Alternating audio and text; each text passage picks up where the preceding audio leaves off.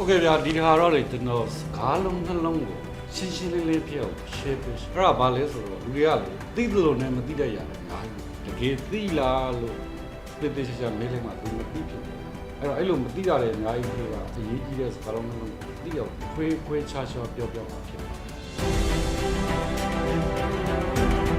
အဲ့ဒါဘာလဲဆိုတော့ဘန်ဒါငွေကိုစီမံခန့်ခွဲခြင်းအင်္ဂလိပ်လို treasury management လို့ခေါ်တယ်နောက်တစ်ခုကဘန်ဒါရေးဆိုင်ရာ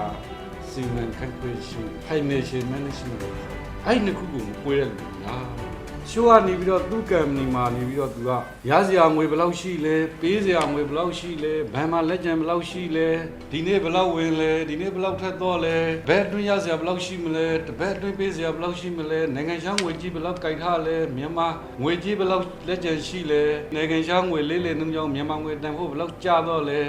Chinese ယုံပေးဖို့ရှိတယ်အဲ့ဒီအတွက်ဘယ်လောက်ကြိုဝေထားရင်ကောင်းမလဲဒီလိုမျိုးတွေပေါ့နော်လုံးနေတဲ့အလုပ်တွေရှိတယ်အဲ့ဒီအလုပ်ကအဲ့ဒါဘန်ဒါငွေကိုစီမံခန့်ခွဲတာဖြစ်တယ်